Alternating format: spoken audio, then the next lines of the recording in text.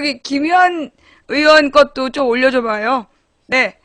자자자자 여러분, 지금 현재 국회에서 국회 안전행정위원회가 오늘 오전에 있었던 거죠? 네, 끝났나요? 예.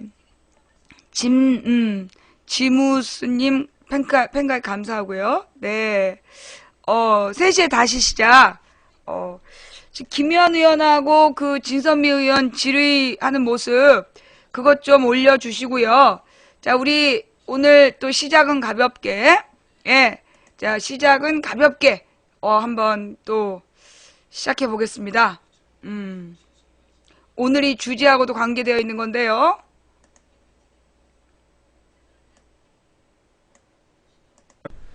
국방부를 대변하는 국방부 대변인이 북한을 가리켜 없어져야 할 나라도 아닌 나라라고 맹비난을 했습니다. 이 발언이 대통령의 통일 대박론과 정면으로 배치되기는 하지만 무인기가 남한의 날조라는 북한의 입장이 나오자 욱하는 마음에 그랬겠거니 이해할 수도 있습니다. 이해할 수 없는 발언은 다른 데 있었습니다. 국방부 대변인은 이날 북한의 군사 능력이 별것 아니라는 듯한 발언을 했습니다. 그는 광명성 1호가 궤도에 올라가지도 못한 채 추락했다고 했고 그동안 우리 군이 경계 대상이라고 지목해온 북한의 AN-2기가 사실은 동구권에서 농약이나 치던 항공기라고 깎아내렸습니다. 정말 이해할 수 없습니다. 이런 북한이 어떻게 서해 얕은 바다에 잠수정을 침투시켜서 세계 어느 나라도 실전에서 성공시키지 못한 버블제트 공격으로 천안함을 격침시켰는지, 어떻게 무인기들이 남한을 들락거리면서도 스스로 추락하지 않는 한 들키지 않았는지 정말 이해할 수 없습니다. 책임은 안 지고 돈만 써대는 국방으로 최첨단 버블제트와 농약치는 항공기로 무장한 북한을 제대로 상대할 수 있을지 걱정입니다. 뉴스K 마치겠습니다. 내일 뵙겠습니다. 한 번 더. 국방부를 대변하는 국방부 대변인이 북한을 가리켜 없어져야 할 나라도 아닌 나라라고 맹비난을 했습니다. 이 발언이 대통령의 통일 대박론과 정면으로 배치되기는 하지만 무인기가 남한의 날조라는 북한의 입장이 나오자 욱하는 마음에 그랬겠거니 이해할 수도 있습니다. 이해할 수 없는 발언은 다른 데 있었습니다. 국방부 대변인은 이날 북한의 군사 능력이 별것 아니라는 듯한 발언을 했습니다. 그는 광명성 1호가 궤도에 올라가지도 못한 채 추락했다고 했고 그동안 우리 군이 경계 대상이라고 지목해온 북한의 AN-2기가 사실은 동구권에서 농약이나 치던 항공기라고 깎아내렸습니다. 정말 이해할 수 없습니다. 이런 북한이 어떻게 서해 얕은 바다에 잠수정을 침투시켜서 세계 어느 나라도 실전에서 성공시키지 못한 버블제트 공격으로 천안함을 격침시켰는지, 어떻게 무인기들이 남한을 들락거리면서도 스스로 추락하지 않는 한 들키지 않았는지 정말 이해할 수 없습니다. 책임은 안 지고 돈만 써대는 국방으로 최첨단 버블제트와 농약치는 항공기로 무장한 북한을 제대로 상대할 수 있을지 걱정입니다. 뉴스K 마치겠습니다. 내일 뵙겠습니다.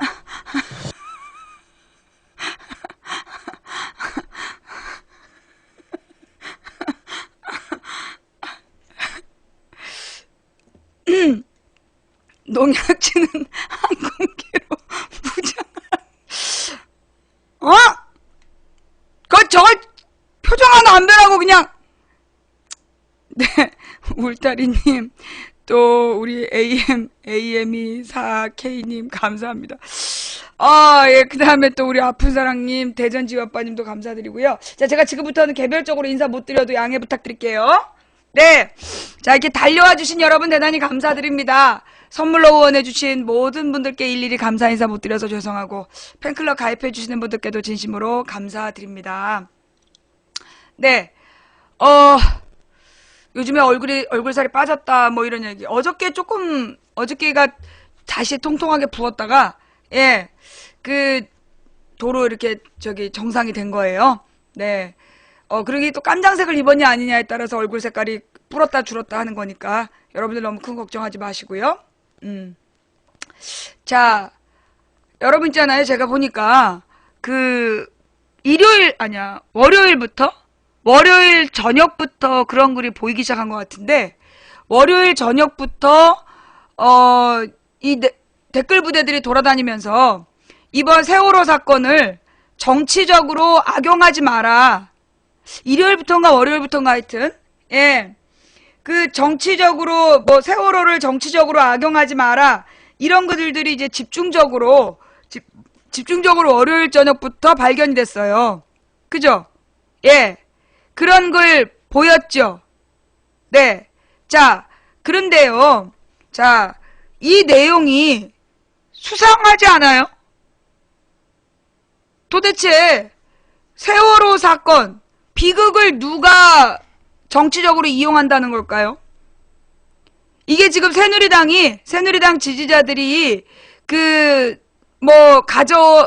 마지막으로 선택한 반론인 모양인데, 변명인 모양인데, 지금 뭐 우리 국민들이나 뭐 야권이 비극을 정치적으로 악용하려고 한다. 예.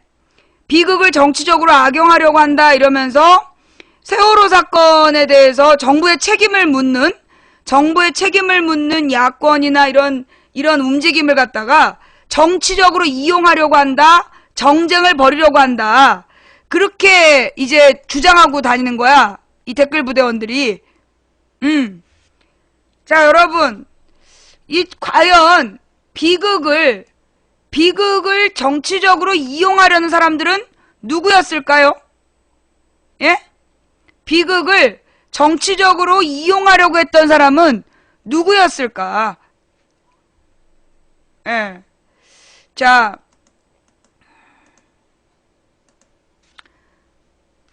저는 우리나라에서 이 세월호 비극을 가장 정치적으로 이용하려고 했던 사람은 이 사람이 아닌가, 라고 생각합니다.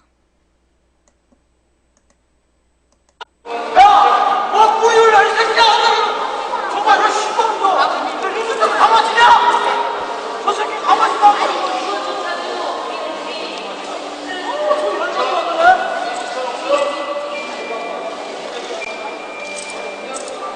저 뭐하는 짓이냐고 지금. 분노한 유족들이 울부짖고 있는데 지금 저 뭐하는 짓거리냐고.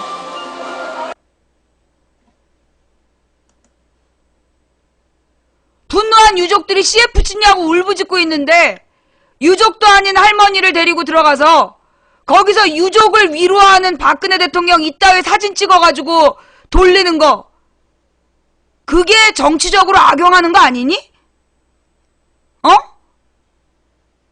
대한민국에서 누가 감히 저 유족들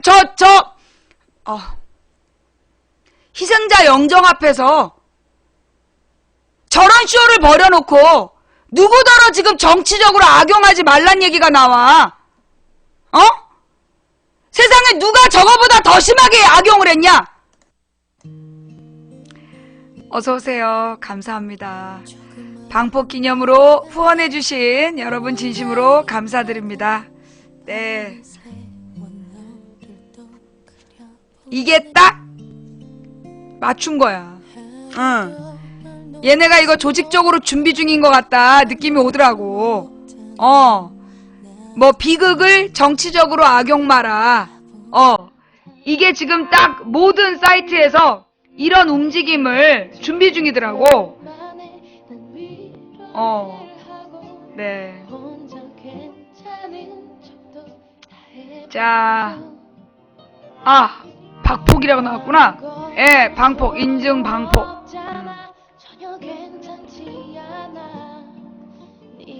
네. 자, 어서오세요, 어서오세요. 감사합니다, 감사합니다. 어서오세요. 어떠세요? 예. 박근혜 방폭, 박폭? 자, 어떻게 망치부인 방송, 실전 체험 방폭 어떠셨어요? 깜짝 놀랐어요? 자, 이제 즐겨찾기 조사해보세요. 즐겨찾기.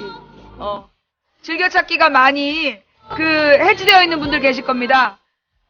후원해주시고 팬가입해주신 모든 분들께 감사드립니다. 자, 지금 즐겨찾기 안 되신 분, 알림이가 안 울리신 분들 질차 해지된 거예요. 예. 알림이 안 울리는 분들 질차 해지된 거니까 좀 찾아봐 주시고. 예. 자, 내가 딱 제대로 짚은 거지.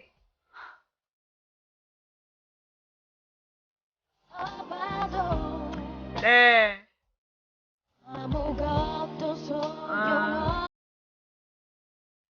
감사합니다. 감사합니다, 여러분. 돌아와 주셔서 감사드립니다. 어서 들어오세요. 예. 하루하루. 이젠 방폭이 안 되면 도리어 더 서운하다고나 할까? 오늘은 잘못 짚은 건가 싶기도 하고.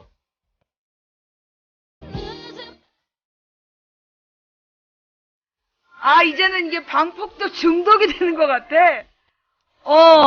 예. 이제 방폭이 좀 중독이 되는 거야.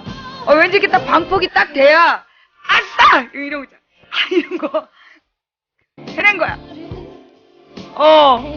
네. 방폭이었어요, 방폭. 예, 방금 여러분들이 갑자기 막 방송이 중단된 게 방폭이었어요. 네. 전곡을 또 찌른 거죠. 네. 감사합니다. 방송 녹화가 지금, 근데 오늘 건 남아있을 것 같긴 한데, 아까 1차. 안 됐다. 녹화가 안 된 것 같다.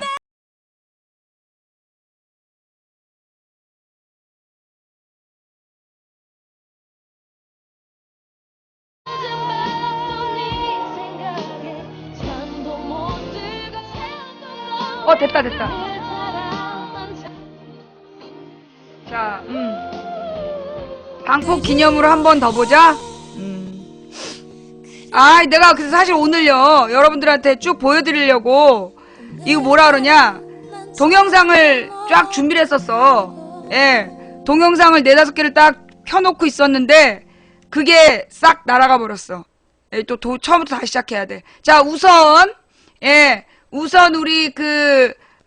우리를 방폭시키게 했던 바로 그 영상부터 시작합시다. 아니야. 지금, 앞부분이 있으니까, 앞부분이 있고, 들어갑시다.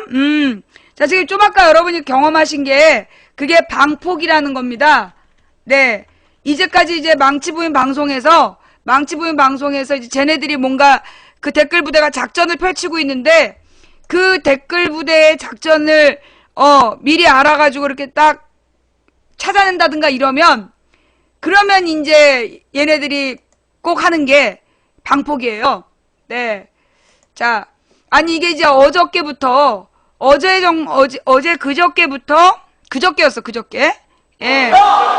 그저께부터 우리 게시판을 비롯해서 곳곳에서, 그러니까 그저께 밤부터 뭐 비극을 정치적으로 악용마라 이렇게 글을 쓰는 놈들이 나타났어요. 그죠? 예. 여러분 보신 분 있어요? 그래서 카페 글이나 우리 채팅창이나 뭐 이렇게 게시판에 비극을 정치적으로 이용하지 마라, 이게 월요일 밤부터 나타나서 어저께 제일 이제 조직적으로 쓰더라고. 그래서 이것들이 이제 해도 안 되니까 마지막 방법이 비극을 정치적으로 악용마라라는 컨셉이구나. 근데 사실 그 말이 비극을 정치적으로 악용하지 마라, 그게 사실은 굉장히 울림이 있는 얘기잖아요. 이 비극을 이 야권이 계속 이걸 가지고 세월호를 가지고 정부를 비난하는 걸 정치적으로 이용하는 거다라고 프레임을 씌워버리면 사실 누구도 정부를 비판하지 못하는 분위기가 만들어지는 거 아니야. 그래서 얘네들이 정말 이 프레임을 잡았구나, 그 생각이 딱 들더라고요. 그래서 제가 조금 아까 이 비극을 이 사람보다 더 악용한 사람이 누구냐 이러면서 내가 동영상을 보여줬더니 바로 방폭이 된 거야. 예. 뭔 말인지 알겠어요? 얘네들이 지금 짜고 있는 프레임이 지들의 무능과 잘못을 비판하는 세력을 정치적으로 이용하는 세력이다. 정치적으로 이용하는 세력이다라고 깔아뭉개려고 그러고 준비하고 있었는데, 우리 망치부인 방송에서 누가 이 사람보다 더 이 불행을 악용했느냐? 야! 뭐 뿌리를 이 새끼야! 정말 너 시범도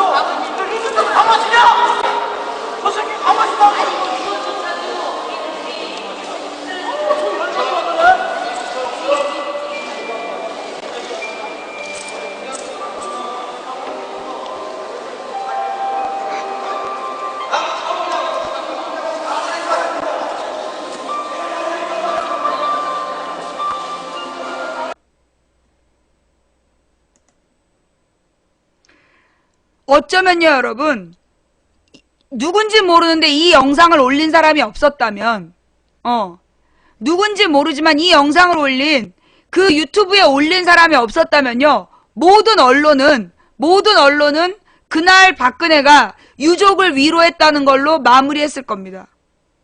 그죠? 이 유튜브 영상 29초짜리 이 영상이 밝혀지지 않았다면 YTN을 비롯해서 모든 언론들이 다 같이 엠바고하고 그날 박근혜가 정말 그 아주 슬픈 마음으로 조문을 하고 그 유족을 위로한 걸로 그렇게 마무리를 했었을 거예요. 그런데 저 영상이 유튜브에 올라가 버렸고 그걸 통해서 진실이 밝혀진 거예요. 그래서 다른 언론들도 진실을 숨기지 않고 그대로 보여준 거죠. 예. 이게 현장에 있었던 유가족 중에 누가 올린 것 같아. 그래서 그날 박근혜가 이 조문 쇼를 했다는 거. 여러분 생각해 보세요. 저게 지금 영정 앞이야. 정부의 관리 감독 못하고 기업의 편의 봐주기, 규제 완화 이런 짓거리들로 인해서 물속에 수장된 300명의 영정이 있는 곳이야. 그 영정 앞을 걸어가면서 유족들이 울부짖고 있잖아. 지금 뭐 하고 있는 거냐? CF 찍냐? 광고 찍냐? 울부짖고 있는 유족들한테 눈 하나 깜짝 안 하잖아요. 지금 이 포토라인, 방송사 카메라 뒤쪽에 유가족들이 계속 울부짖고 있는데 본 척도 안 하잖아. 눈길 한번 안 주잖아. 그러면서 멋있게 걸어가다가 뒤돌아와가지고 미리 짠 할머니하고 청와대가 섭외한 할머니하고 사진 찍고 유족을 위로하는 박근혜 대통령 이따위로 언론에 내놓고 그걸로 넘어가고 싶었던 거지.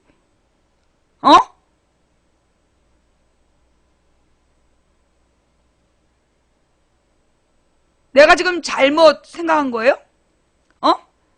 예. 지금 얘네들이요. 네. 맞잖아. 좌빨 극혐. 좌익 빨갱이. 그래. 구미시에 가봐. 그 좌익 빨갱이 동상 있어. 거기에다 똥칠 좀 해봐 가서. 저기 공산당 당원 출신 박정희 동상에다 가서 똥칠해. 거기 좌익 빨갱이 있으니까. 여러분 생각해보세요. 지금 쟤네들의 공격 지점이 뭐냐 하면, 세월호 이 전 과정, 여러분 지금 오늘 아침에 안행부, 그러니까 국회에 안전행정위원회 이 국회 질문하는 거 보셨어요? 상임위원회 하면서 안행부 장관 불러다 놓고 이거 조금 이따 우리가 보겠지만 진선미 의원이 밝힌 이야기 그거 심각한 얘기야 그거. 진선미 의원이 밝혀낸 거 그거 진짜 심각한 얘기야. 이런 짓거리 해놓고 그걸 비판하는 국민과 야권을 갖다가 다 같이 싸잡아서 비극을 정치적으로 악용하려는 사람들 이렇게 낙인을 찍으려고 했던 거야. 비극을 정치적으로 악용하려는 사람들이라고. 정부를 비판하면 비극을 정치적으로 악용하는 사람들이라고 비난하려고 이 새끼들이 프레임을 짜놨던 거야. 근데 그게 딱 보이더라고. 그래서 여러분께 묻습니다. 대한민국에서 세월호를 이 여자보다 더 정치적으로 악용한 사람이 어디 있습니까? 정말로 시범도 강아지냐? 저 새끼 강아지다.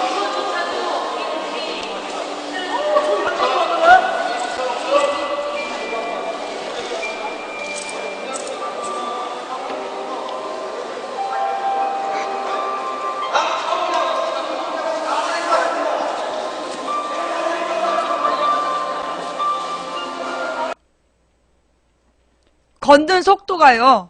천천히 앞을 보고 걸어가다가 되돌아쓴 다음에 빨리 걸어. 그러다가 다시 그 할머니 앞에서 천천히 걸어. 보셨죠? 걷는 속도가 달라요. 천천히 앞을 향해 걷다가 뒤를 돌아서서 빨리 걸어. 조금 빨리 걷다가 카메라 사정권 안에 들어오니까 그때부터 다시 천천히 걸어. 이 동선을 짰단 얘기야. 어? 잠깐만요. 요거 걸어놓고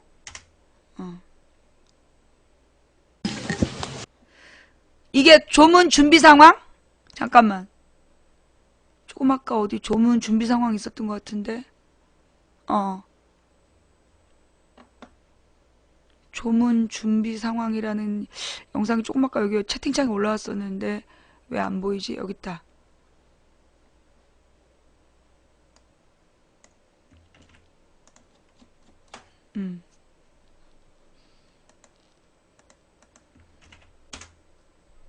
우리 가족들 중에는 박 대통령이 이 새로 만들어진 화랑유원지 분향소에 오신다는 사실을 아는 사람들도 없었고요. 오전에 분향소에 오셔서 분향을 하시는 모습을 보고서 이건 아니다. 저 할머니 그런 봐봐. 생각을 하게 되었죠. 대기하고 있다 딱 따라붙잖아.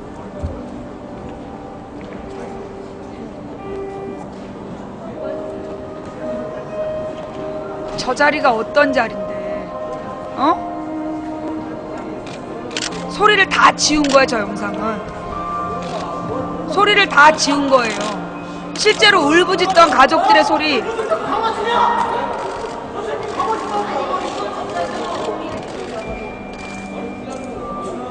저 뒤에 있는 사람이 안내를 하죠?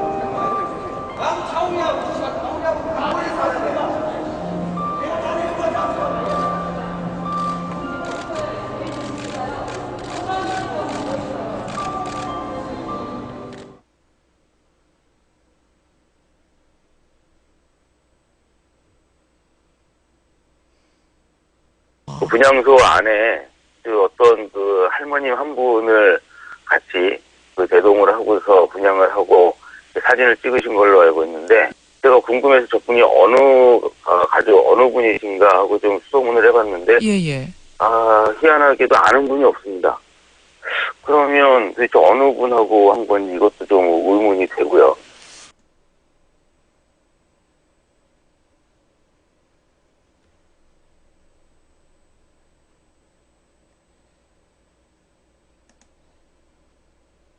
지금 누구더러, 이런 짓거리 해놓고 지금 누구더러 비극을 정치적으로 악용말란 얘기가 나오냐?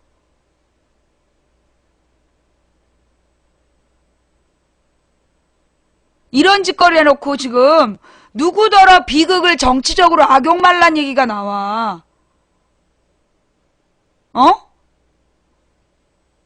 지들이 한 짓을 생각을 해봐야 될 거 아니야.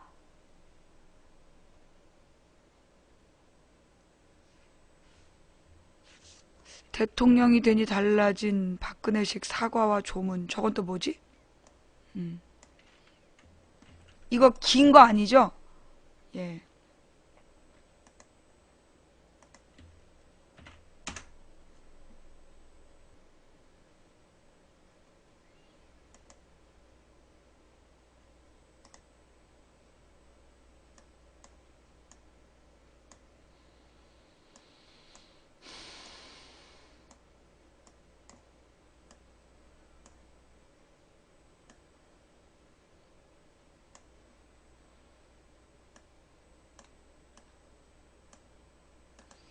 대통령이 되니 달라진 박근혜식 사과와 조문. 박근혜 대통령은 4월 29일 오전 8시 50분 경기도 안산시 단원구 초지동 화랑유원지에 차려진 세월호 사고 희생자 정부합동 분향소를 방문, 영정에 분향하고 묵념한 후 방명록에 갑작스러운 사고로 유명을 달리하신 분들의 넋을 기리며 삼각 고개 숙여 명복을 빕니다라고 썼습니다. 유족들은 박근혜 대통령이 방명록에 글을 쓰는 동안에도 계속 울부짖었고, 분향소를 떠날 때까지도 분향소 이전 문제와 구조작업 등의 문제를 놓고 거세게 항의하기도 했습니다. 세월호 사고로 많은 국민과 유가족이 슬퍼하면서도 분노하는 가장 큰 이유는 정부의 수장으로서 그녀가 보여주는 모습이 생각과 너무 다르기 때문입니다. 박근혜 대통령의 사과와 조문의 모습을 통해 국민이 분노하는 이유를 정리해봤습니다. 무려 14일 만에 나온 간접 사과. 박근혜 대통령은 세월호 사고가 발생하고 난 뒤 무려 14일 만에 사과했습니다. 그런데 사실 이것을 사과라고 보기 어렵습니다. 왜냐하면 공식적인 대국민 사과나 기자회견이나 긴급 담화문 발표도 아니고 국무회의 시간에 사과했기 때문입니다. 국무회의에 왜 사과를 하냐고. 유족들이 울부짖을 때 그렇게 냉정하게 쌩까고 가서 저게 같은 날 있었던 일이에요. 유족들이 울부짖었던 날 그렇게 쌩까고 가서 국무회의에 가서 저렇게 사과를 한 거야. 왜 그런 거냐고. 왜? 그 울부짖는 가족들 앞에서 사과했으면 뭐가 더 나냐고. 국무회의는 말 그대로 국무위원이 모인 회의 시간입니다. 이 회의는 최고 정책심의기관으로 국무위원이 대통령에게 보고하거나 질의응답하는 시간입니다. 회의 구성원이나 참석자가 유족이나 국민이 아니었기 때문에 박근혜 대통령의 사과를 대국민 사과라고 부르기 참 모호합니다. 대국민 사과라고 인정한다고 해도 사과가 너무 늦었습니다. 사고가 나고 무려 14일 만에 사과했기 때문입니다. 박근혜 대통령의 세월호 사고 관련 사과는 역대 대통령들의 대형 참사 중 MB를 제외하고는 가장 늦었습니다. 김영삼 대통령은 성수대교 붕괴 사고 관련 사과를 사고 발생 3일 후에 서해 페리오 당시에는 8일 후였습니다. 김대중 대통령은 화성 시랜드 화재 사고가 난 바로 다음 날 사과를 했습니다. 노무현 대통령은 대구 지하철 화재 사고가 나자 대통령이 아닌 당선인 신분인데도 3일 후에 사과했습니다. 박근혜 대통령의 세월호 사과는 MB의 천안함 사과에 비하면 빨랐지만 순수 대형 참사로 본다면 가장 늦었다고 볼 수 있습니다. 박근혜 대통령의 세월호 사과가 이렇게 늦어진 점은 도저히 이해하기 어렵습니다. 공식적인 대국민 사과를 하지 않을 이유가 없음에도 불구하고 늦었다는 것은 정치적인 이유로 일부러 사과하지 않았다는 의혹을 품게 합니다. 예전과 너무 달라진 조문 태도. 박 대통령의 사과와 조문 그 자체로 세월호 사과가 해결되지는 어렵습니다. 그러나 대통령의 사과와 조문은 국민의 아픔과 슬픔을 함께하고 위로한다는 동질감이 내포되어 있습니다. 그런데 박근혜 대통령의 과거 조문 방식과 비교하면 세월호 사고 분향소에서의 모습은 대단히 소극적이었습니다. 세월호 참사, 보좌관 사망, 김선일 피살.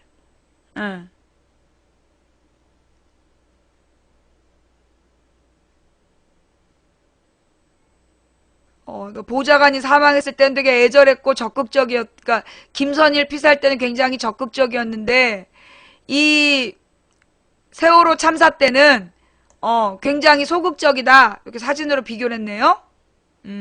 사진 보이세요? 예. 일부에서 제기한 분향소 사진 유출 의혹과 별개로 유족이 박근혜 대통령을 안으려고 해도 손을 유족 가슴 쪽으로 대고 가만히 서 있는 모습을 볼 수 있습니다. 일부 언론에선 유족과의 만남을 가졌다고 보도했습니다. 그러나 경호원이 제지한 행동과 떨어져 있는 박근혜 대통령의 모습을 보면 위로보다는 대치 장면이 연상됩니다. 2012년 보좌관 사망 당시 박근혜 대통령의 모습을 보면 애절함 그 자체였습니다. 빈소를 찾았을 때 유족과 함께 앉기도 했으며 발인 때는 슬픔을 감추지 못하고 계속 울기도 했습니다. 2004년 김선일 씨 빈소에서는 남보다 훨씬 낮은 자세로 영정 앞에 갔으며 유족의 손을 잡고 굉장히 적극적으로 위로하고 얘기를 들어주었습니다. 세월호 유가족들은 박 대통령은 오늘 분향소에서도 그냥 광고 찍으러 온 것 같았다며 박 대통령을 비난했으며 급기야 박근혜 대통령이 보낸 조화가 밖으로 치워지기도 했습니다. 물론 대통령이었을 때와 후보 시절 한나라당 당대표의 모습이 똑같을 수는 없습니다. 그러나 이상하게 세월호 분향소에서 박근혜 대통령의 모습이 소극적이었으며 그다지 슬퍼 보이지 않는다는 느낌을 받았습니다. 자국민에 대한 무관심. 세월호 참사에 대해 많은 이야기가 쏟아져 나오고 있습니다. 이번 사건은 관료사회의 문제점과 그 관료들의 수장인 대통령에게 책임이 있다고 봅니다. 김선일 피살 1명, 세월호 침몰, 이게 이제 한참 됐으니까 지금 숫자가 바뀌었죠. 예. 300몇 명이죠. 300명이 넘죠. 사고 원인 김선일 피살은 테러였고 세월호 침몰은 과적 운항과 선박의 불량 개조였죠. 이 김선일 피살의 원인은 이라크 파병 및 외교의 문제점이었고 세월호 침몰은 재난 시스템, 관료사회의 문제였다. 대통령의 사과는 희생 다음 날이었고 박근혜는 사고 14일 후였다. 사과 방식은 긴급 대국민 담화문이었고 박근혜는 국무회의 간접 방식이었다. 사건 관련 대통령을 향한 비판을 비교할 수 있는 사건이 노무현 대통령 건이고, 예, 그때 이 박근혜 대통령이 국회에서 국가가 가장 기본적인 임무인 국민의 생명과 안전을 보호하지도 못하는 것을 보면서 국민들은 정부의 무능과 무책임에 분노하며 국가에 대한 근본적인 회의를 갖게 되었다라고 국회 연설까지 했죠. 그죠? 예. 그랬던 박근혜 대통령이 국회 본회의 메모, 김선일 씨 피살 관련 국회 본회의에 자국민에 대한 무관심, 뭐 이러면서 이제 메모를 했었나봐요. 네. 좌우지간,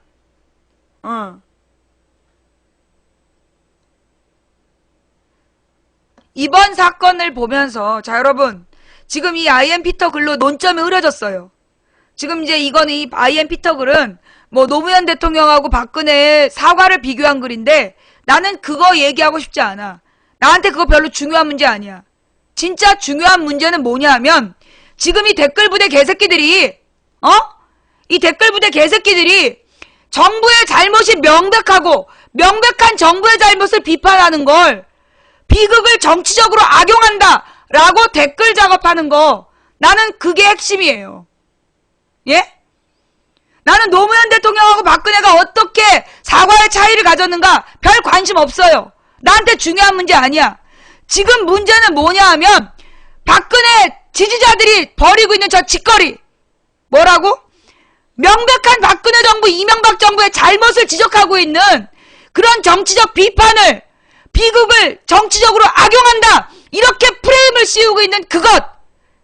그 행동에 화가 난다는 거야. 네가 멍멍 짖는 나비라서 개소리를 하는 거지. 빨갱이 새끼? 야, 구미에 가봐. 공산당 당원 박정희 동상 있으니까 거기다가 똥포다 부어. 여기 공산당 당원 아무도 없으니까 가서 저 공산당 당원 동상 세워놓고 거기다 절한 사람한테 가서 그 똥포다 부어. 나비가 멍멍 짖어대니까 저렇게 개소리하고 앉아있지. 자, 핵심 뭐라고요? 지금 저 새끼들이 지금 짜고 있는 프레임이 뭐냐 하면 이번 사건, 여러분 제가 어저께 쭉 정리해봤는데 우리 국민이 되게 당황스러웠잖아. 특히 나는 되게 당황스러웠어. 왜? 아니 도대체 까면 깔수록 박근혜 정부의 잘못이 우수수 드러나는 이번 사건, 왜 박근혜 정부는 초장에 이 사건을 제대로 초동 대처를 안 했을까? 이거 안 한 거야. 초동에 구조하려는 어떤 노력도 하지 않았고 정말 안 했어. 대비 안 했어. 3일 동안. 그래서 이 일이 이렇게 커진 거야. 나는 그게 이해가 안 됐어. 도대체 왜 박근혜 정부는 지금 이 사건이 이렇게 박근혜 대통령에 대한 그 모진 비난이 되고 있는데 왜 그 3일 동안 그들은 아무런 노력을 하지 않았고 그로 인해서 이런 문제를 일으켰을까? 나는 그게 이해가 안 됐어. 그러다 깨달은 거야. 얘네들이 생각했던 방향은 박근혜 비판으로 갈 줄 몰랐던 거야. 최초 사건 발생 3일 동안 벌어진 일은 뭐였어요, 여러분? 다 기억하시죠? 쟤네들이 계속 선장이 도망갔다. 선장이 돈을 말렸다. 그런 얘기 계속 나왔잖아. 그죠? 선장이 제일 먼저 도망갔다. 승무원들이랑. 그리고 돈을 말리는 모습. 이런 게 그 다음날 금요일까지 그게 뉴스로 나왔어요. 금요일날 핵심 뉴스가 뭐였냐 하면 사건이 수요일날 발생했는데 금요일날 사건의 핵심 뉴스가 뭐였냐 하면 홍가에 거짓말하고 선장이 돈 말렸다. 찾아봐. 선장이 돈 말렸다는 얘기하고 홍가의 거짓말이 금요일의 핵심 뉴스였어요. 그쵸? 내가 그 정확히 기억해. 그 날짜가 기억나는 거야, 나는. 그 요일까지 기억이 나. 내가 지금 틀렸어요? 자, 그런데 여러분 한번 생각해 보세요. 예. 첫날 선장 일당이 도망갔다는 걸 나는 우리 채팅창에서 처음 봤어. 채팅창에 11시경부터 봤거든요? 11시 반경인가? 아니야. 11시 반, 1시, 아니야. 11시 반에서 1시 사이였어. 왜냐하면 내가 그때 방송을 1시에 했고, 1시에 일찍이 방송을 시작했고, 내가 채팅창에서 선장이 도망갔다는 글을 본 건 12시 이전이에요. 자, 그런데 말입니다. 그 당시에 선장이 도망갔다는 게 언론에 나온 적이 없어요. 그래, 가서 고발해. 자, 여러분 생각해봐요. 예. 당시에 선장과 승무원들이 도망갔다는 게 언론에 공식적으로 나온 게 없어. 근데 그 댓글 부대원들은 어떻게 알았을까? 채팅창에 글 썼던 걔네들은 선장과 승무원이 도망갔다는 걸 어떻게 알았냐고. 해경이 선장과 승무원을 승무원인 줄 모르고 구조했다며. 그래서 병원에 가서 쉬고 있다가 8시간인가 지나서 오후에 알았다며. 그렇게 나오지 않았어요? 8시간이 지나도록 선장인지 몰랐다며. 병원에서 그 구조된 그 선장을 데려다 치료를 하고 안심을 시키고, 그래서 그 선장이 어디에다가 돌침대에다가 돈을 말리고 있는데, 그때까지도 그 사람이 선장인지를 몰랐다 라고 얘기한 뉴스 봤죠? 그 뉴스 한번 찾아봐. 생각해봐요. 여러분, 기자들도 몰랐어요 그때. 기자들도 몰랐어. 선장이 돈 말렸다는 얘기는 그 다음날 나온 뉴스였고. 예. 저 지금 73년 한성호 사건 난 저 댓글 부대가 띄우는 것 같아. 자, 뭐요? 선장과 승무원이 도망갔다는 거, 그 공식적으로 해경도 발표 안 했고, 아무도 몰랐어. 언론에도 나온 적이 없었던 사건이야.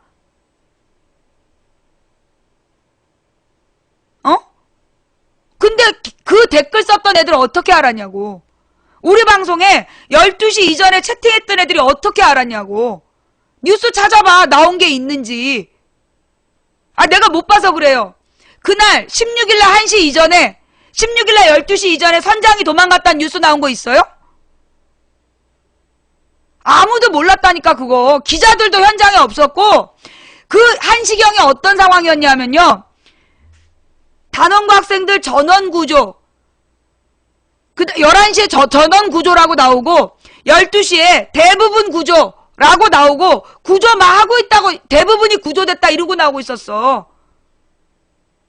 그런데 선장이 도망갔다라는 걸 알고 있는 채팅을 썼던 애들이 있었다고. 내가 걔네들이랑 싸웠다니까요. 채팅으로 물어봤어. 선장이 도망갔다는 거 어디 있었냐? 어디서 나온 얘기냐? 나중에 그날 오후에 뉴스가 나와. 오후에. 자, 그러면 결국 선장이 도망갔다는 걸 알고 있었던 애들이 채팅을 하고 있었던 건데 어떻게 그들은 알았을까? 자, 그러면서요. 월요일, 화요일, 수요일 날 인터넷 분위기는 모두 선장 비난, 그 다음에 유언비어 유포하는 사람들 비난, 홍가혜를 필두로 내세워서 지금 유가족들이 유언비어를 유포하고 있다. 그러면서 비난하는 분위기였어. 기억나요? 그러면서 홍가혜 얘기가 그 금요일날 아침 6시에 인터뷰 방송이 나가고 그날 낮 12시 8분에 기사가 내려져요. 그런데 알고 보니까 홍가혜가 유명하더만. 허위 인터뷰로 유명한 사람이었어. 그런데 MBN이 모르고 인터뷰를 잡았다? 홍가혜를 잡아놓고 민간 잠수사들이 구조 못하게 한다는 모든 말은요. 3일 만에 유언비어가 됐어요.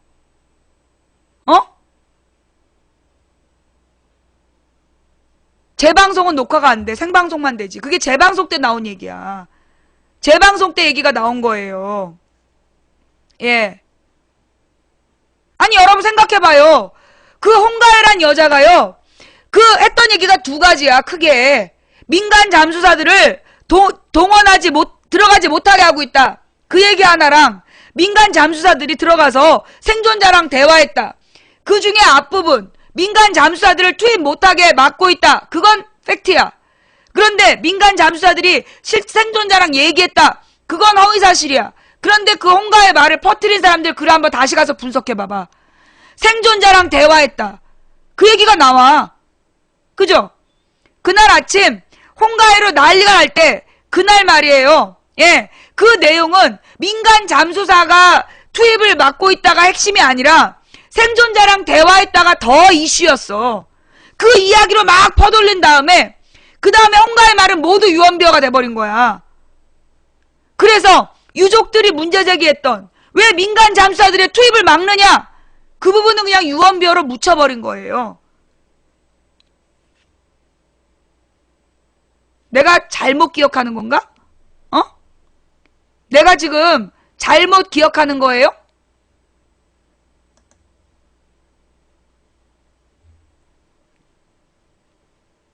정확히 기억하고 있는 거죠? 내가 제대로 기억하고 있는 거 맞죠? 자, 그리고 난 다음에 그날 그 일요일부터 뭔 얘기가 나왔냐? 구원파. 일요일부터 구원파 얘기가 나왔어. 그러면서 구원파의 실체가 뭐냐? 그걸로 20일부터 27일까지 도배를 했어요. 여러분, 그래서 나는 그러면서 그 유병원 사장 얼굴 나오고 유병원의 두 아들 사진 나오고 막 그랬잖아.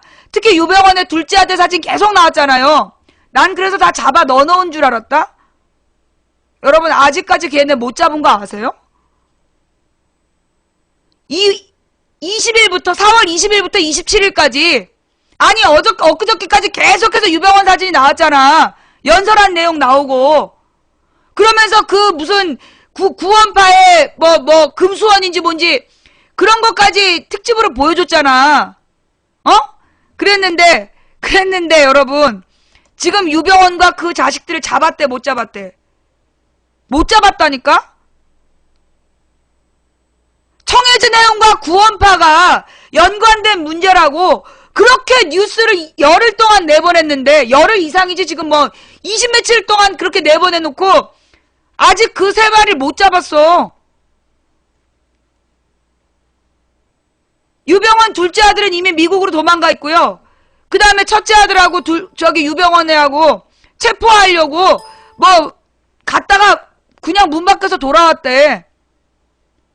여러분 그러면 무슨 얘기냐면요. 여러분 이게 왜 얼마나 웃기는 상황이냐면 그 당시 유병원의 혐의점이 유병원과 구원파 강연이 텔레비에 나오고 막 그랬어. 20일 날부터 23, 4, 5일 동안.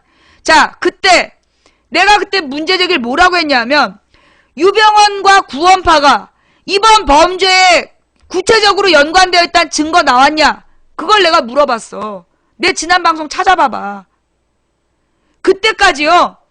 구원파 유병원이 이번 사건의 범인이다라는 얘기가 없었다니까?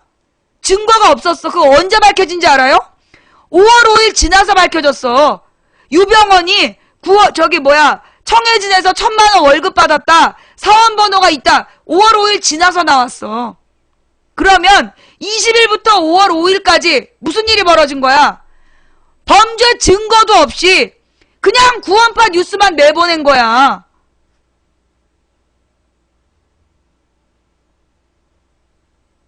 이게 말이에요. 구원파에 대한 이야기가 옛날에도 그래서 91년인가도 그렇고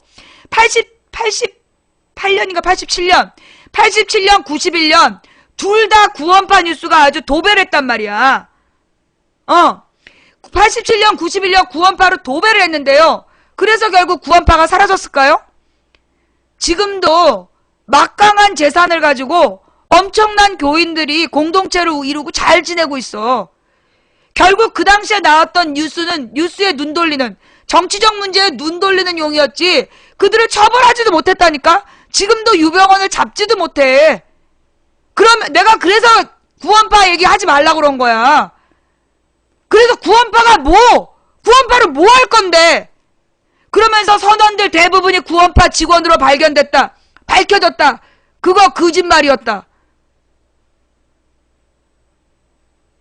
결국은요 여러분 3일 동안 선장 욕하고 그 다음에 20일 동안 구원파 욕하고 25일 동안 구원파를 욕을 하면서 그러면서 선장과 승무원이 어떻게 도망쳤나 그거 며칠에 한 번씩 영상 보여주고 빤스 입고 도망쳤다 막 이러면서 영상 보여주고 그래서 얘네들이 잡았던 뉴스 프레임은 저 댓글 부대와 이 언론팀이 언론 여론 조작하는 새끼들이 여론 조작 브레인팀이 잡았던 뉴스 프레임은 박근혜 대통령의 우아한 조문 모습, 유족을 위로하는 따뜻한 리더십과 더불어 선원과 승무원의 무책임한 도피, 그리고 구원파 사이비 종교의 부도덕성.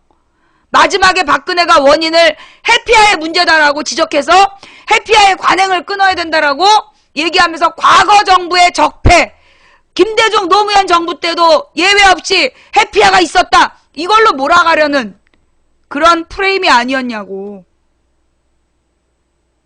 이건 YTN을 쭉 장기적으로 감시한 결과야. YTN의 프레임이 그랬어.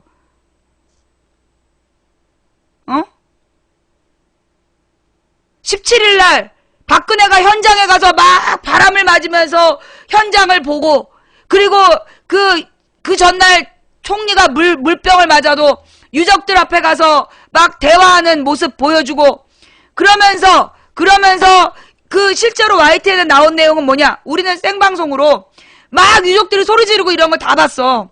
그런데 YTN에 나온 모습은 그 유족들 일일이 들여다보면서 얘기하고 그런 화면만 나왔어.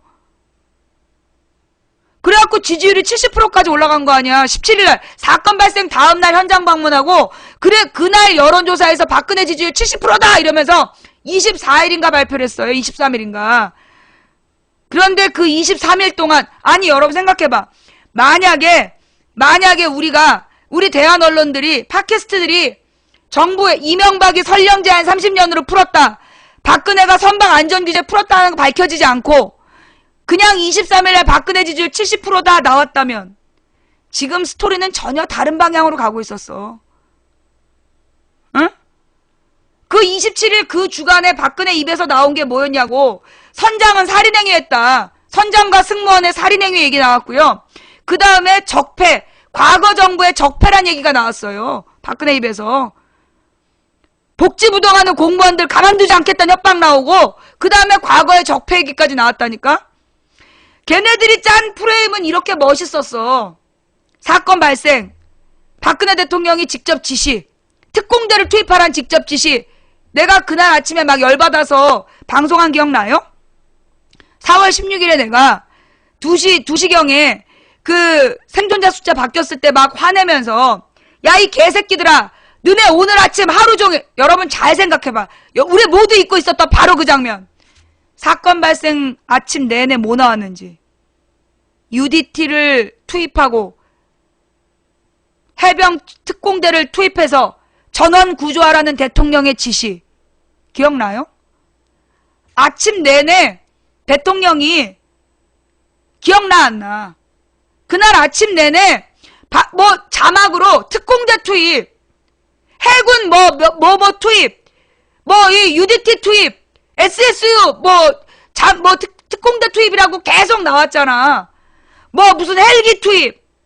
기억나?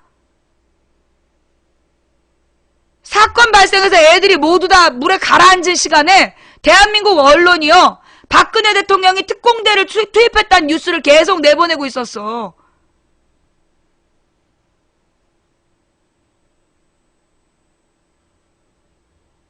자, 여러분.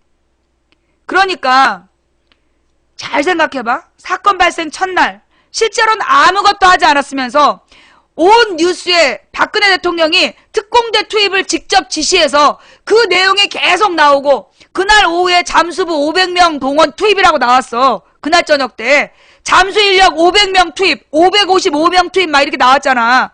그날 저녁부터. 그죠? 실제로 한 명도 투입 안 했는데 특공대를 투입하고 헬기를 투입하고 군부대가 군함이 뜨고. 기억나요? 자막? 이 새끼들 자막 다 지웠어. 그 자막에 어마무시하게 박근혜 대통령이 사건 구조를 위해 진두지휘한다고 나오고 있었어요.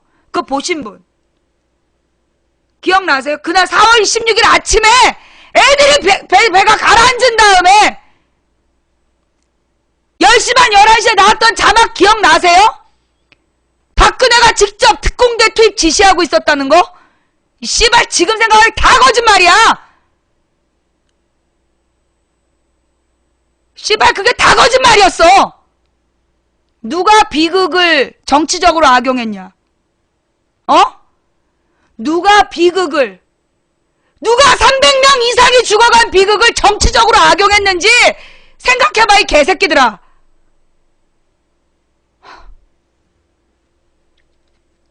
아우, 죄송합니다. 제가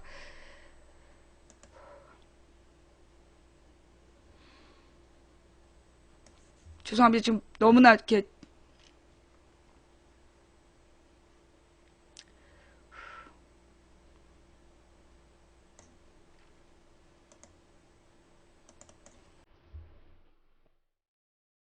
노래 하나 듣고 좀 가라앉힐게요.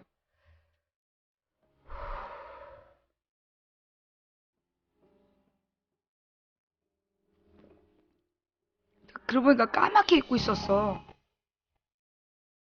까맣게 잊고 있었어. 그날 아침의 뉴스들. 그죠? 우리 그날 아침에 그런 뉴스가 나왔다는 거 모두 잊고 있었잖아.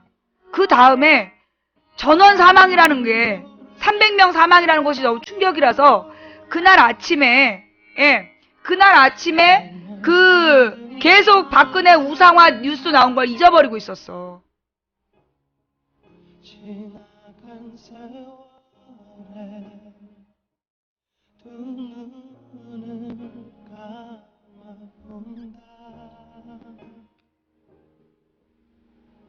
소리가 지금 울려요? 나를 스치는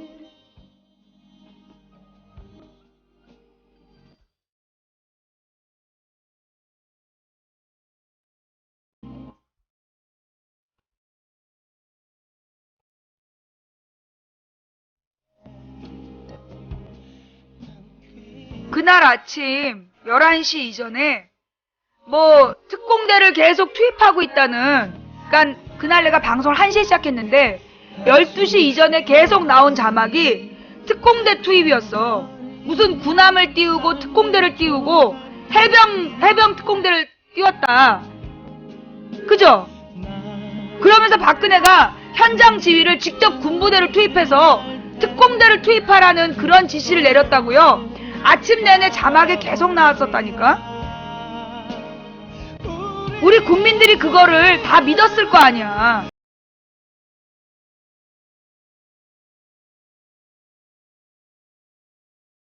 헬리콥터 30대 동원하고 해병 잠수부대를 동원하고 그래서 12시인가에 전원구조 이렇게 나온 거 아니야.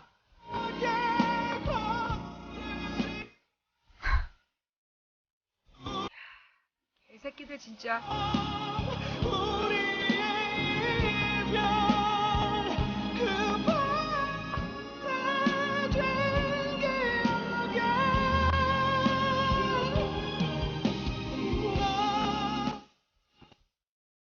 버퍼링이 너무 심해요?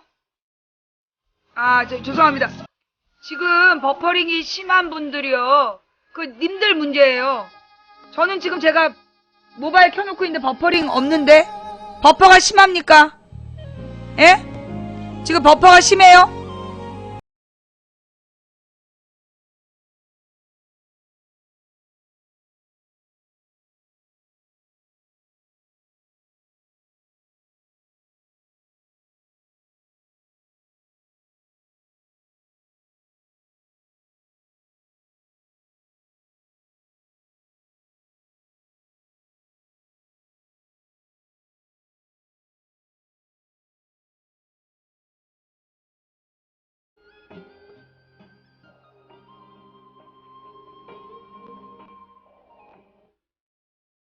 그러니까 아니 모든 언론이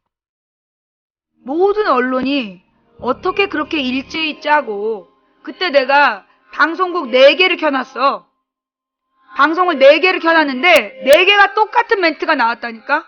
그러니까 YTN, MBN, 그 다음에 뭐 KBS 뭐 이런 애들이 다 똑같은 YTN, 뉴스 Y, MBN, KBS 얘네들이요 전부 다 똑같은 멘트가 나오고 있었어. 오전 내내. 특공대 투입했다. 특공대 투입을 지시했다. 그죠? 자막이 계속 그렇게 나왔어, 아침에. 그래서 박근혜 대통령이 사태 수습을 굉장히 군부대를 동원해서 신속한 수습을 한 것처럼 나왔던 거야. 그러더니 11시 반에서 12시 사이에 전원 구조라고 나오고, 나중에 12시에서 1시 사이에 1시경에 단원고 학생들은 대부분 구조라고 나오고, 그러다 1시경에 368명 구조라고 나오고, 나중에 그게 2시 넘어서 2시에서 3시 사이에 사실은 168명이다 이렇게 나왔어. 그러니까요 얘네들은 첫날 오전에 사태가 벌어졌는지 정확히 알지도 못하고 모든 언론이 일제히 박근혜 우상화 작업만 하고 있었던 거야. 그래서 내가 방송을 키자마자 첫 번째로 한 얘기가 뭐였냐면, 야, 이 개새끼들아, 이 사고를 가지고 너네 오전 내내 박근혜 우상화만 했지. 그 방송 기억나요? 첫날 내가 방송 1시에 시작했고 2시쯤에 168명밖에 못 살았다는 얘기를 보고 제일 먼저 한 소리가 막 쌍욕을 하면서, 야, 이 쌍놈 새끼들아, 너네 오전 내내 박근혜가 특공대 투입해서 다 구했다며. 그러면서 내가 욕했잖아.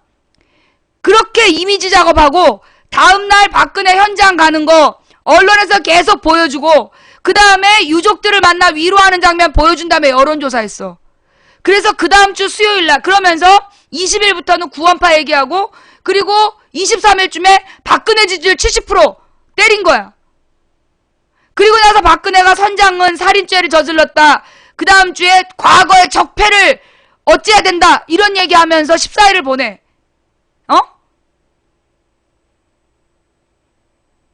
그동안에 구원파 뉴스로 도배를 하고.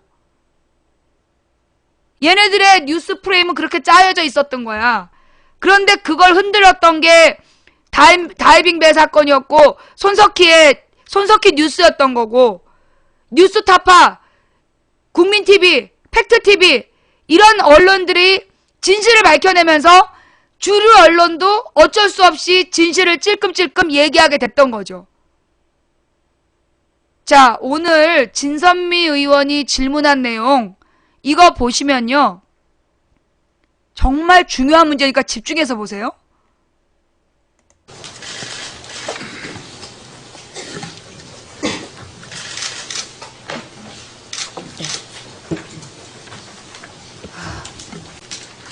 너무나 참담한 마음입니다. 하지만 진상규명이 또 이런 엄청난 상처를 보듬는 또 하나의 방법이라고 믿기 때문에 질의를 시작하겠습니다. 소방 119 상황실과 목포 해경의 통화 녹취록을 보면서 저는 분노할 수밖에 없었습니다. 그동안은 해경의 초동 수사에만 문제가 있었다고 생각했고요. 그나마 믿었습니다, 소방을. 소방제청장님, 119 상황실에서 16일 8시 52분에 첫 신고를 받았죠. 세월호 사건. 네, 그렇습니다. 그 신고한 친구는 단원고 학생이었고 지금은 이 세상에 없습니다. 119 상황실하고 목포 해양경찰청이 언제 단독 통화를 한 걸 아십니까? 언제 했는지? 8시 52분에 신고한 학생하고 해경하고 3자 통화를 한 다음에 소방과 해경이 단독 통화가 8시 58분부터 11시까지 가장 중요한 구조에 너무나 중요한 황금 구조 시간에 무려 19차례 이상 통화를 했습니다. 알고 계십니까? 알고 계십니까? 그 내용을 봤습니다. 문제는 그게 구조를 위한 것이 아니었습니다. 확인해 보니 침몰된 배 안에 있는 400명에 대해서 소방에서는 최우선 구조 대상이 아니라 소방본부장과 보건복지부 고위 관계자들 앞에서 구조된 사람들을 보여줘야 하는 의전 먼저임이 너무나 명백하게 드러나고 있습니다. 지금부터 소방 119 상황실과 목포 해경 상황실의 통화 내역을 보겠습니다. 10시 34분입니다. 119 상황실에서 목포 해경으로 전화를 합니다. 상황실 팀장이 이렇게 얘기합니다. 보건복지부랑 중앙부처에서 지금 내려오고 있다는데 서거 차도는 섬이라서 못 가잖아요. 팽목항으로 일단 중앙부처 온다는데 어떻게 하죠? 라고 묻습니다. 해경에서는 이렇게 얘기합니다. 높으신 분이 서거 차도로 오든 팽목으로 오든 저희들은 모르겠고 우선 한 사람이라도 구조하는 게 우선 아닙니까? 라고 답변합니다.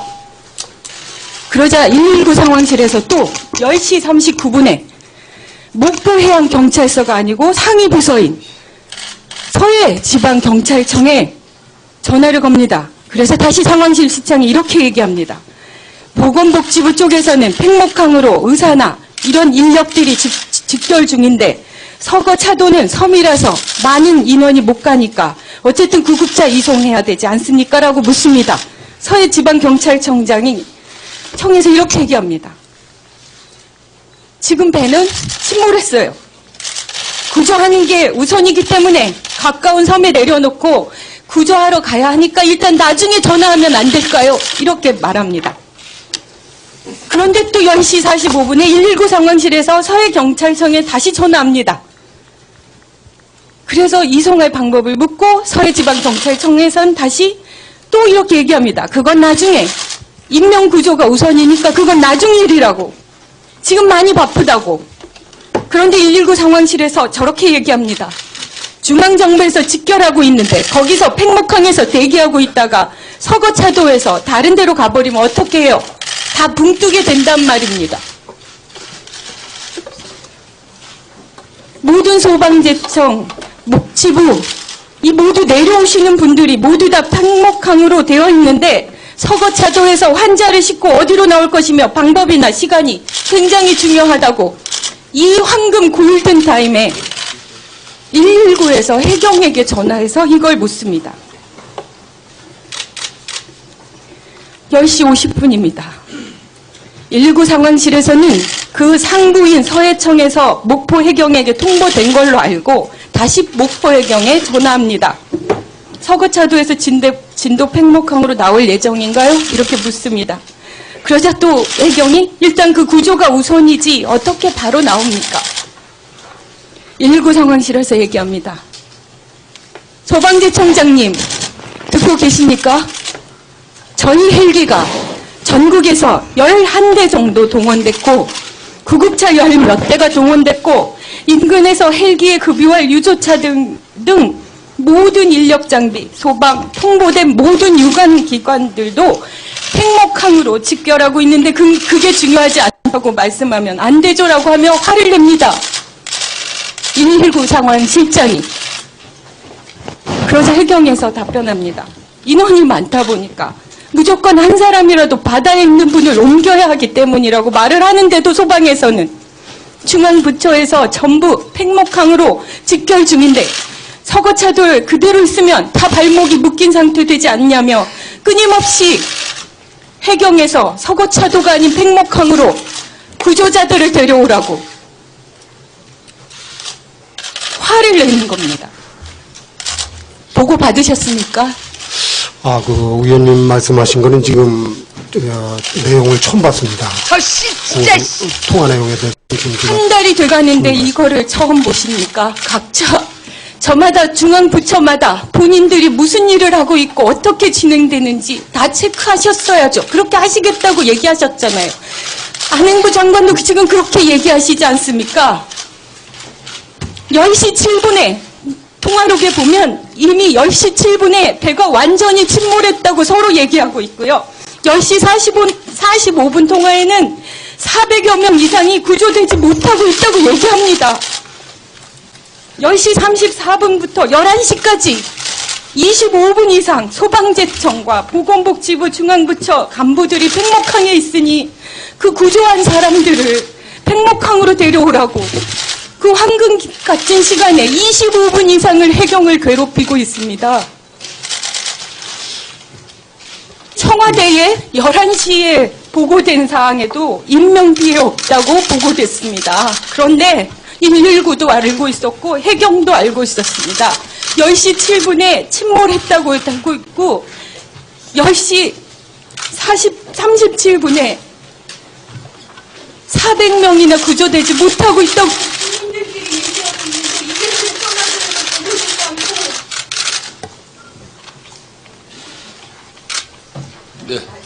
네, 진순 의원님.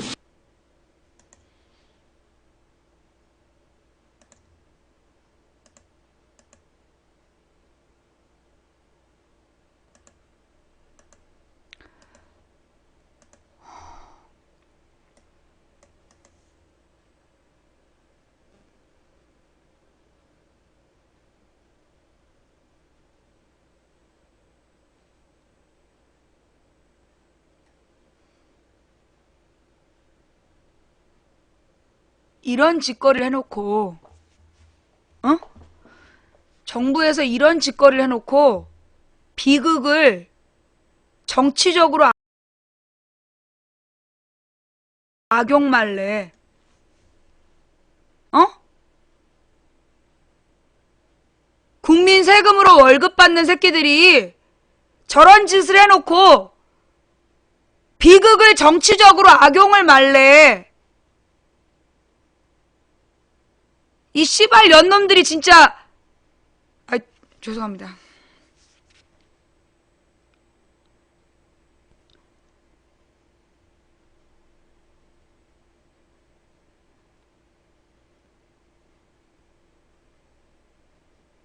이 상황에서 욕 안 나온 사람이 이상한 거지?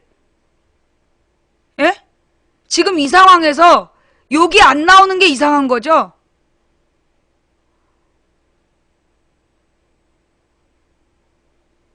높으신 분들 지금 구조하고 있는데 19통을 전화를 해가지고 높은 분들 오니까 배 빼라, 생존자 데려와라.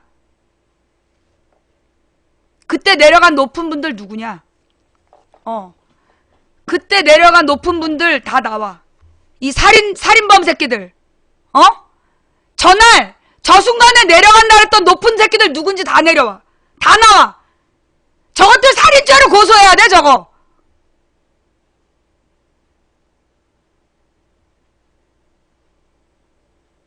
안행부 장관 아니야, 저 때는. 저 때 안행부 장관 사진 찍고 있었어. 경찰대 졸업식 가가지고.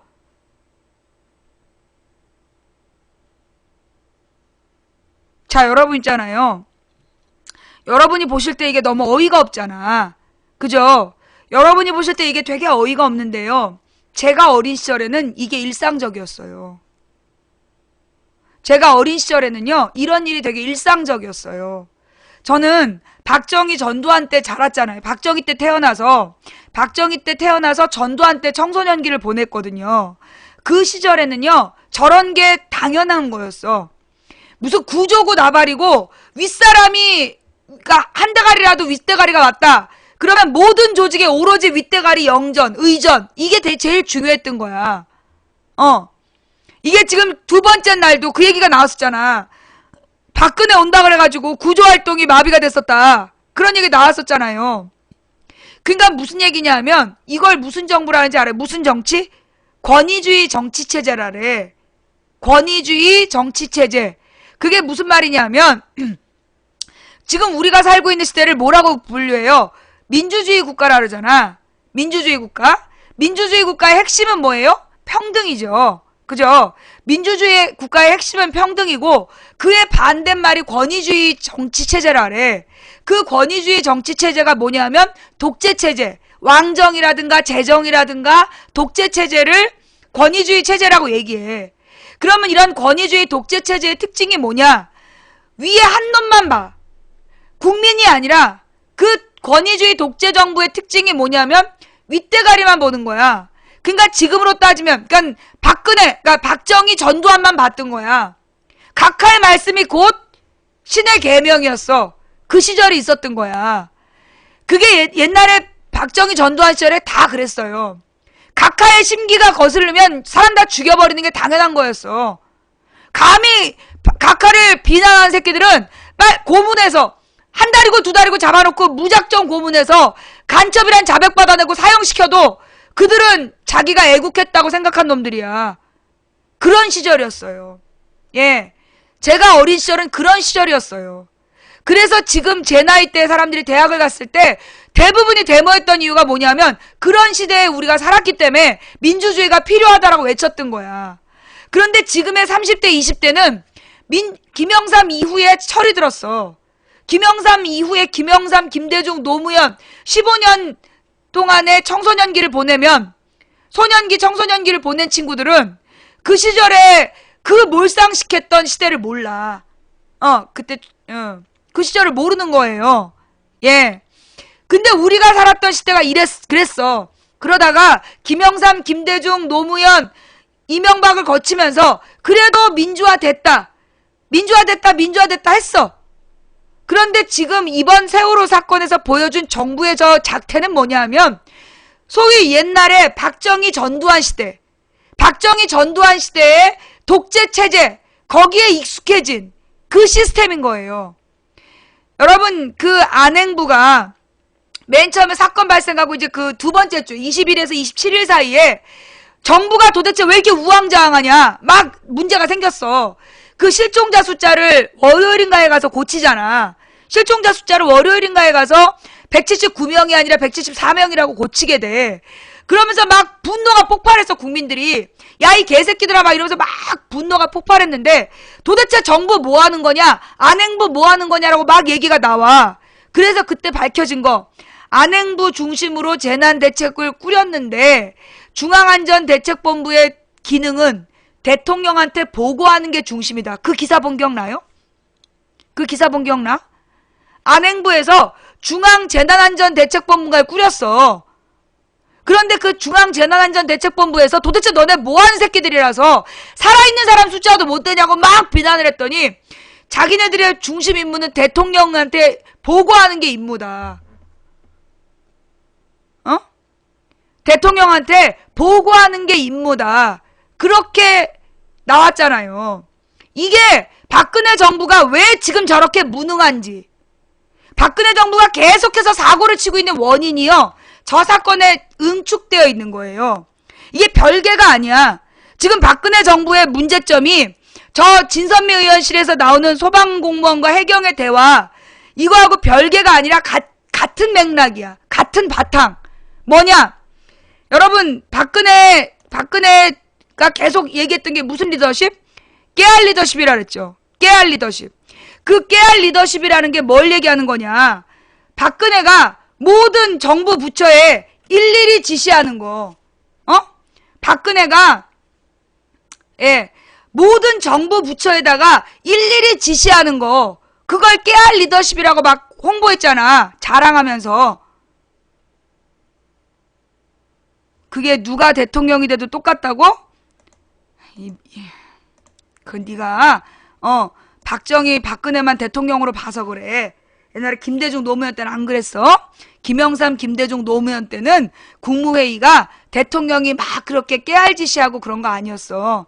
그 국무회의를 정상화하겠다 하면서 김영삼이 시작을 해서 김영삼 김대중 노무현 이 15년 동안에는 국무회의 때 장관들이 중심이 돼서 보고하고 논쟁하고 그걸 대통령이 정리해주는 그런 게 국무회의였어. 어느 대통령이나 마찬가지. 그건 박홍희 네 생각이야. 너하고 이게 박정희 전두환 때 그랬어요. 박정희 전두환 때 존나 모르는 새끼들이 국무회의에다 그냥 지시만 내려. 아무것도 모르는 새끼들이 그냥 지시를 내려. 그러면 그에 따라서 현실에 안 맞아도 노동자가 죽어가도 시킨 대로 따랐어야 됐던 거야. 국민이 죽어가도 각하께서 시키시면 반드시 해야 됐던 거야. 까라면 까는 거지. 까라면 까는 거지가 그때 나온 말이야. 그래서 군대에서도 상급자가 얘기하면 무조건 하급자는 따라야 되고, 그렇게 폭력으로 학교도 마찬가지였고, 폭력과 탄압으로 사회를 지배했던 시대. 그걸 지금 박근혜 정부에서는 그 시절의 리더십으로 지금 이 나라를 지배하고 있는 거야. 그러니까 지금 현장에서 목숨을 구하는 게 중요하다고 울부짖는 해경한테 윗사람들 내려오는데 벙찌면 어떡하냐고 전화 19통씩 하고 앉아있는 거야. 이 씨발놈들이.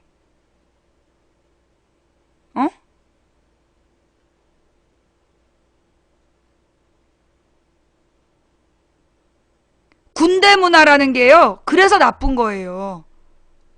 이 군대 문화라는 게 그런 것들이야. 그 시절에 그랬다는 거예요. 그래서 맞아 죽은 아이들이 전부 다 자살한 걸로 나오고,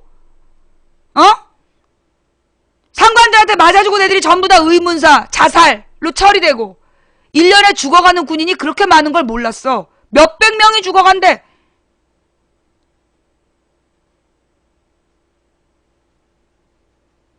군대 안 가서 다행이라는 게 그게 지금 네가 할 말이냐? 자, 여러분, 지금 박근혜 정부의 문제는 뭐냐? 박근혜가 아무것도 모르면서 깨알 지시를 하려고 그래. 그러면 아무것도 모르는 박근혜의 지시에 따라 모든 부처가 마비가 되는 거야. 그래서 지금 살아있는 애가 살릴 수 있는데 안 살렸고, 서로 윗놈들 눈치만 보고 걸릴까봐 비밀 사인 주고받고, 지네들 입장, 야 이거 박근혜한테 걸리면 죽는다, 자기 살 생각만 한 거야. 선장도, 승무원도, 해운사도, 해경도, 119도. 그래서 우리 애들이 저렇게 죽은 거야. 그래놓고 그걸 비판하면 뭐래? 그래놓고 그걸 비판하면 뭐래? 정치적으로 악용말아? 누구더러 지금 정치적으로 악용말해? 비극을 정치적으로 악용말아! 누가 빨갱이야? 어? 야, 누가 빨갱이야? 아, 구미에 동상 서 있는 박정희, 그거 빨갱이 맞지?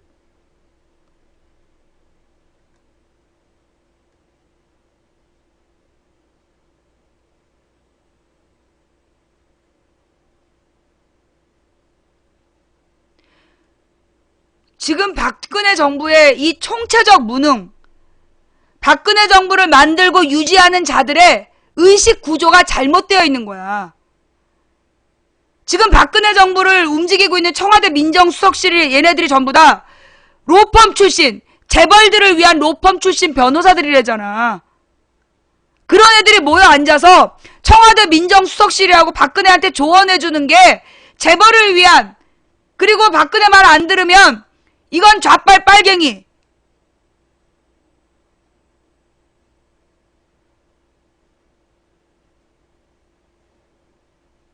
꼬맹이가 누구한테 대답한 건데? 좌빨 빨갱이 누구한테 얘기한 건데? 누구한테 질문한 거야? 대답한 거야? 생방송 중에 누가 나 말고 딴 사람이랑 얘기하랬어? 어? 누가 나 말고 딴 사람한테 대꾸하래?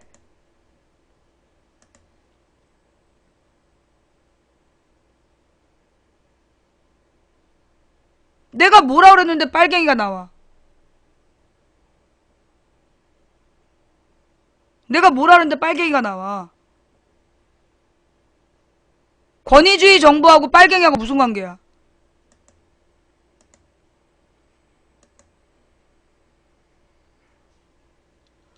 아, 우리를 뭘로 보냐고 해서 좌빨 빨갱이? 그러니까 강퇴를 당하지. 그 쓸데없는 말 왜 해 거기서? 분량 안 풀어줄 거야. 예. 자, 좌우지간. 지금 우리 대한민국의 위기는요. 대한민국의 위기는 뭐냐 하면 박근혜가 아무것도 모르는데 박근혜 입만 바라보고 있는 거야. 박근혜 입만 바라봐. 그리고 박근혜를 그 아무것도 모르는 사람을 뭘로 만들어? 영웅으로 만들려고. 여러분 16일 아침에 언론의 모습을요. 우린 영원히 기억해야 돼요. 그날 16일 아침에 방송 나왔던 장면들 그거 전부 다 기록으로 남겨야 돼. 걔네들이 한 짓이 뭐였는지. 300명이 수장당하고 있는 순간에 대한민국 언론 새끼들이 뭐 했는지 그거 기록에 남겨야 돼. 그 새끼들 뭐 했는지 알아요? 박근혜 우상화하고 있었어. 박근혜가 특공대를 동원을 해서 사태 수습을 신속하게 지시했다. 청와대에서 비상대책회의를 하고 특공대 투입을 지시했다. 이 씨발 진짜 다 개거짓말. 그래서 12시에 전원 구조. 이미 배가 뒤집어져가지고 300명 이상이 수장된 다음에 전원 구조라고 나왔어. 그래놓고 사건의 본질이 선장만의 잘못이 아니라 선사와 정부의 잘못이다. 그랬더니 3일 동안 나한테 갖고 온갖 쌍욕을 하면서 정부가 무슨 잘못을 저질렀냐.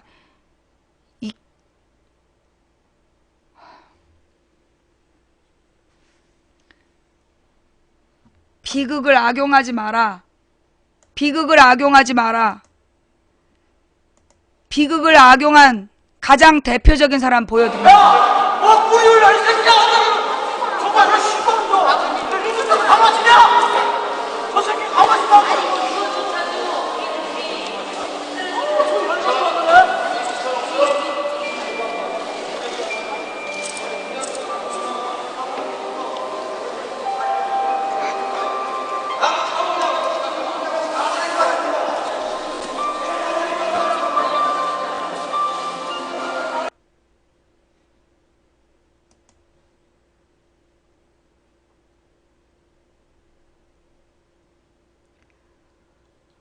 어디서 비극을 정치적으로 악용말란 얘기가 나와? 어?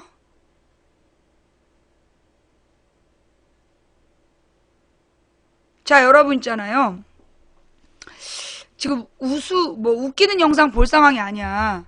웃기는 영상 볼 상황이 아니고, 그러면서 이 정치적으로 거짓말을 만들어내는 놈들, 그들의 실체. 여러분, 그 SBS 연평도 인터뷰 기억하시죠? 우리 어저께 봤던 거. 그리고 YTN에서 김정은 주머니에 솟는 사진을 마치 그 무인기를 본 것처럼, 무인기를 보고 있는 것처럼 조작해서 영상으로 내보냈던 YTN 사건도 아시죠? 오늘 아침에는 서울 청계산 근처에서 무인기가 발견됐다. 난리가 났었어. 그지? 아침에 청계산 근처에서 무인기가 나왔다고 쌩 난리를 피웠어요. 그런데 보니까 버려진 문짝이라고 확인이 됐다. 그런데 언론은 뭐라 그랬어? 무인기로 추정된다고. 어? 버려진 문짝이었대. 아침에 나온 청계산 일대에 무인기라고 나온 게 보니까 버려진 문짝이었어.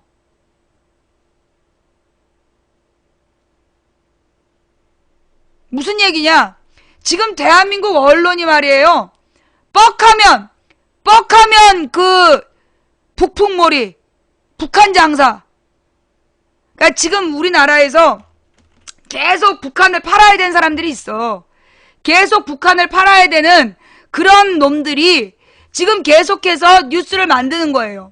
여러분, 어저께 뜬금없이 그저께 국방부 대변인이 북한은 없어져야 될 나라다. 국방부 대변인의 발언은 외교적인 문제가 될 수 있고, 우리 정부의 공식 입장으로 보일 수가 있어요. 그래서 국방부 대변인의 말은 말 한마디 잘못하면 전쟁도 나는 거야.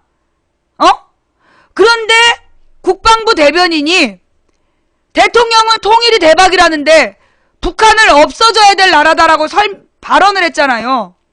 우리가 그래서 막 어저께 비웃었잖아. 그런데 그게 비웃을 문제가 아니었더라고. 우리가 막 그냥 비웃었잖아요. 농약이나 뿌리는 항공기를 무장한 북한을 어떻게 너네가 이길 거냐 막 이러면서 비웃고 말았잖아. 그게 비웃을 문제가 아니었어.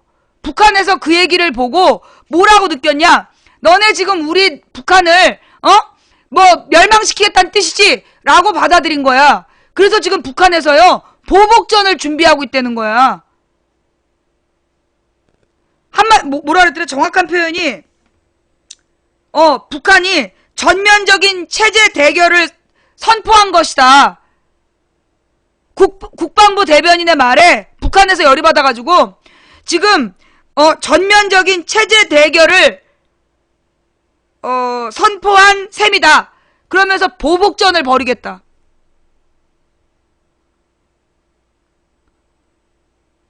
도대체 국방부 대변인이 지금 왜 그런 말 했을까?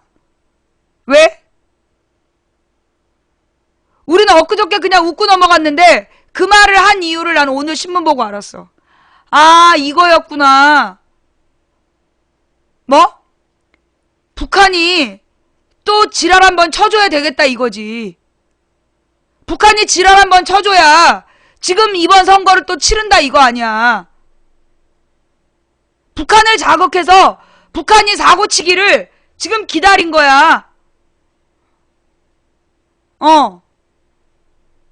역시 북한은 적대적 공생관계라는 걸 증명이라도 하듯이 보복전을 벌이겠다라고 선포한 거고, 이 와중에 지금 세월호 사건이 지네들의 뜻과 달리 지네들이 생각했던 방향과 전혀 반대로 지금 정부에 대한 비판이 날마다 몰아치니까 지금 어떻게든지 세월호 위기를 극복할 유일한 방법은 뭐밖에 없어?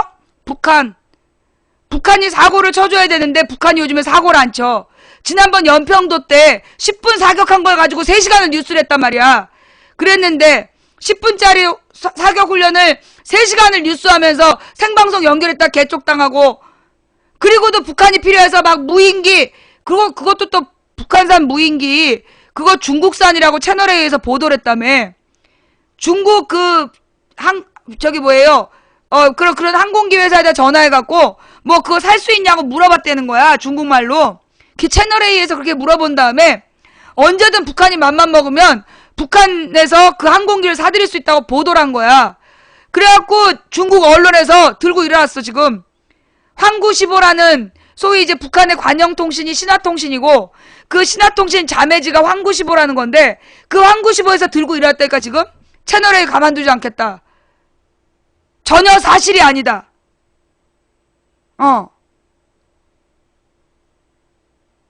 지금 계속해서 전쟁 위기를 유도하는 이유가 뭐겠어요? 그래야 지금 세월호 때문에 위기에 몰린 박근혜 정부를 구할 수 있는 유일한 방법이라고 본 거죠. 자, 월스트리트 저널이라는 신문이 있다 그랬죠. 월가, 즉 미국의 증권가에서 읽는, 즉 미국의 경제인들이 보는, 세계 경제인들이 보는 신문이 월스트리트 저널이야. 거기에서 YTN 합성 사진을 보도했답니다. 세계적인 대구력, 세월호를 덮으려고 북풍몰이 의혹 비난 쏟아져. 월스트리트 저널이 YTN의 사진 합성 보도를 하면서 김정은 시찰 사진의 추락 무인기 합성이 관행, 세월호 덮으려 북풍몰이 의혹 비난 쏟아져. 이 정도가 되면 한국 언론이 대구력이 아니라 할 수 없다. 관제 언론, 정부의 발표를 그대로 읽어대는 앵무새 등의 비난을 넘어서 이제는 기자들이 기자와 쓰레기 합성어인 기레기라는 호칭으로 불리는 한국 언론이 사진을 합성하여 진짜 사진인 양 버젓이 방송을 타게 했다. 들통이 나자 관행이라는 궁색한 변명을 늘어놓고 있다. 더구나 미국의 대표적인 보수 경제 시사지 이 월스트리트 저널을 부자들이 보는 신문이라 사실 미국 공화당하고 좀 친한 면도 있어요. 사실 얘는 중립은 중립이야. 이를 기사화하면서 한국 언론의 추악한 맨 얼굴이 온 세계에 그대로 드러나게 됐다.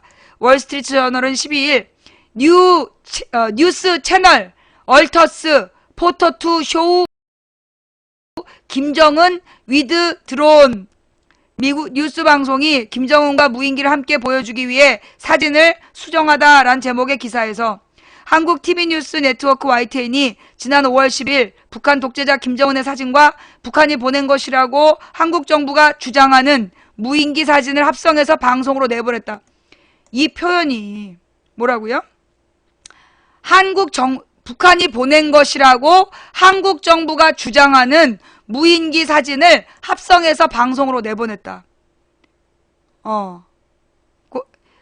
월스트리트 저널은 한 시청자가 사진 합성 사실을 발견한 뒤 YTN이 대중을 오도하고 있다고 비난했고 그 글은 신속하게 다른 사이트로 퍼졌다고 전하며 YTN은 2개의 사진을 합성한 것이라는 사실을 인정하며 다른 여러 사진들을 섞어서 앵커 배경화면으로 사용하는 것은 통상적인 관행이라고 말했다고 궁색한 변명을 기사화했다.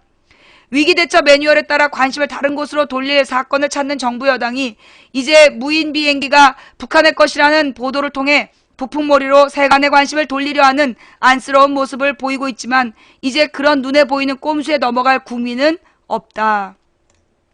자, 과연 진짜로 그런 뉴스가 나왔을까요? 예, 외신은 우리가 또 한번 꼭 찾아봐야 돼요. 예, 코리아 리얼타임이래? 자, 뉴스 채널, 얼터스 포토2 쇼우 김정은 위드 드론. 예, 이러면서 뉴스가 나왔어. 사우스 코리안 뉴스, TV 뉴스 네트워크 YTN on May 10 브로드캐스트 on 이미지 오브 노스 코리안 딕테이터 김정은 메시드 위드 어 포토 오브 어 드론 that 사우스 코리아 says was sent from 노스 코리아. 예, 어디 읽고 계신 건지 화면에 보이잖아. 첫 번째 줄 읽고 있잖아. 좌우지간. 예, 그래서 진짜로 기사를 썼다 이거잖아. 예, 궁색한 변명을 하고 있다는 기사를 월스트리트 저널에서 기사로 다뤘다! 이런 얘기죠? 자, 여러분, 여기서 우리가 잊지 말아야 될 단어가 있어. 뭐? 해수부의 매뉴얼에 있었던 단어인데, 혹시 기억하나? 대형 사고가 터지면 뭘 발굴하라? 대형 사고가 터지면 무엇을 발굴하라? 충격 상쇄용 아이템을 발굴하라. 기억나죠? 해수부 아예 매뉴얼에, 정부 매뉴얼에 위쪽에는 김장수가 컨트롤 타워다라고 되어 있고 밑에다가 대형 사고가 생기면 충격 상쇄 아이템을 발굴하라. 지금 이 상황에서는 충격 상쇄 아이템이 결국 북한 뉴스 아니겠냐, 이런 얘기인 거죠. 예, 충격 상쇄용 아이템. 그러면서 지금 TV 뉴스들은요, 점점 팽목항을 떠나서 이제 팽목항 장면은 나오지도 않아. 그죠? 팽목항 장면은 나오지도 않고 지금 이 실종자 가족들은 이제 30명 밑으로 떨어져서 이제 28 실종자, 28인의 실종자를 기다리는 그 가족들만 남아있어요. 자, 오늘은 우리 방송에서 그 실종자 어머님 한 분과 인터뷰를 하려고 합니다. 예. 뭐라고요? 그 실종자 지금 27인이야? 한 명 더 구조했어? 예. 실종자 그 단원고에 2학년 은화양의 어머님하고 전화 연결을 해보도록 하겠습니다. 좀 전화 통화가 되는지.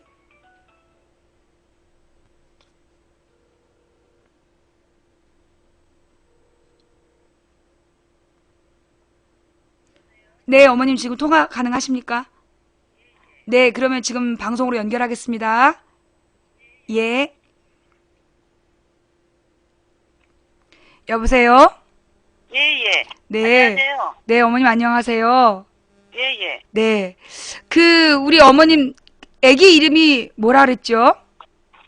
조은화요. 아, 조은화. 예. 2학년 몇 반이었습니까? 2학년 1반이요. 2학년 1반 조은화 양의 어머님이시고요. 예. 네. 제가 그 어머님에 대해서 설명을 좀 들은 게 좀 예. 독특한데, 어머님이 사실은 이게 우리가 다 아는 사진 속 주인공이다라는 얘기를 좀 들었습니다. 그러니까 소위 그 한나라당 권은희 의원이 그 선동꾼이라고 그 합성해서 페이스북에 올렸던 바로 그 어머님이신 거죠? 예, 그 어머니 맞습니다. 그래요. 그리고 지금 또 다른 뭐 사진에 또 얼굴이 합성돼서 나오셨다는데 맞습니까? 그러게 거기도 저라고 그러네요. 네. 그러니까 무슨 뭐 촛불 집회에 참여한 사진을 가지고 선동꾼이, 그러니까 가짜 학부모 선동꾼이 이렇게 촛불 집회에 참여했다 이런 식으로 올라왔다는 건가요? 그렇죠. 그 선동꾼이라고 하는 사람이 네. 거기를 가가지고서는 촛불 집회에 참여를 했다. 네. 그리고서는 그 선동꾼이기 때문에 자기 반성부터 필요하다라고서는 갖다 그렇게 올라와 있더라고요. 근데 사실은 제가 경황이 없어서 네. 그거를 갖다 잘 몰랐는데 조카 며느리가 그거를 갖다 보고서는 갖다 얘 아빠한테 이렇게 연락을 했던 모양이에요. 예. 그래서 알게 됐죠. 그래요. 그러면 지금 어머님 그 권은희 의원하고 그다음에 이번에 그 뭐 촛불 집회에 글을 올렸다는 사람하고 어떤 뭐 법적 조치를 하실 의향은 없으십니까?